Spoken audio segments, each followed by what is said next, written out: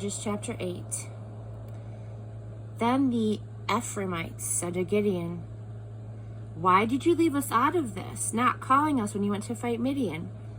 They were indignant and they let him know it.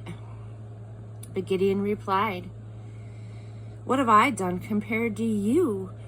Why, even the gleanings of Ephraim are superior to the vintage of Abiezer.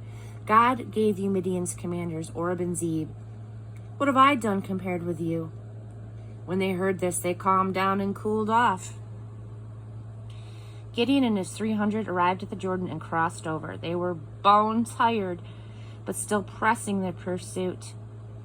He asked the men of Succoth, "Please give me some loaves of bread for my troops I have with me. They're worn out, and I'm hot on the trail of Zebah and Zalmunna and the Midianite kings." But the leaders in Succoth said, "You're on a wild goose chase. Why should we help you on a fool's errand?" Gideon said, "If you say so, but when God gives me Zebah and Zalmunna, I'll give you a thrashing. Whip your bare flesh with desert thorns and thistles." He went from there to Peniel and made the same request.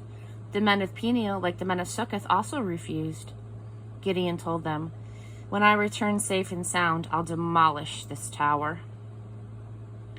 Zebah and Zalmunna were in Karkor with an army of about 15 companies, all that was left of the fighting force of the Easterners.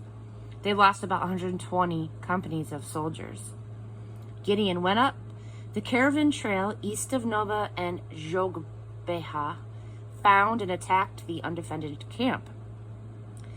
Zebah and Zalmunna fled, but he chased and captured the 2 kings of Midian. The whole camp had panicked. Gideon, son of Joash, returned from the battle by the way of Heres Pass.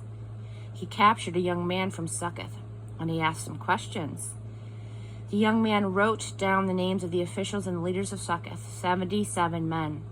Then Gideon went to the men of Succoth and said, "Here are the wild geese, Zebah and Zalmunna, you said I'd never catch.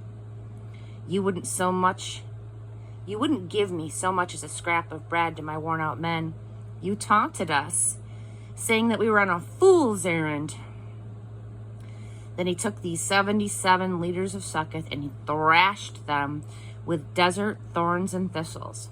And he demolished the tower of Peniel and killed the men of the city. He then addressed Zebah and Zalmunna. "Tell me about the men you killed at Tabor." "They were men much like you," they said, "each one like a king's son."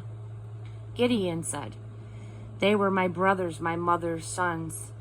As God lives, if you had let them live, I would let you live." Then he spoke to Jether, his firstborn, "Get up and kill them." But he couldn't do it. He couldn't draw his sword. He was afraid he was still just a boy.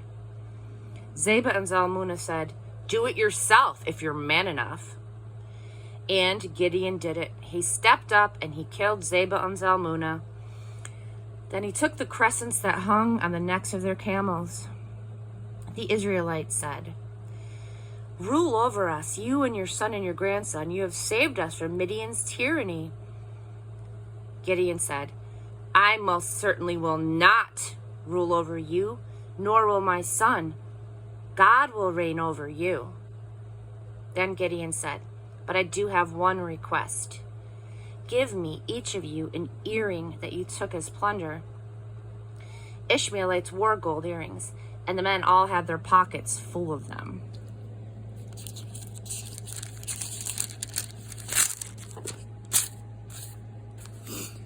They said, "Of course, they're yours." They spread out a blanket, and each man threw his plundered earrings on it. The gold earrings that Gideon had asked for weighed about 43 pounds, and that didn't include the crescents and pendants, the purple robes worn by the Midianite kings, and the ornaments that hung around the necks of their camels. Gideon made the gold into a sacred ephod, and he put it on display in his hometown, Ophrah.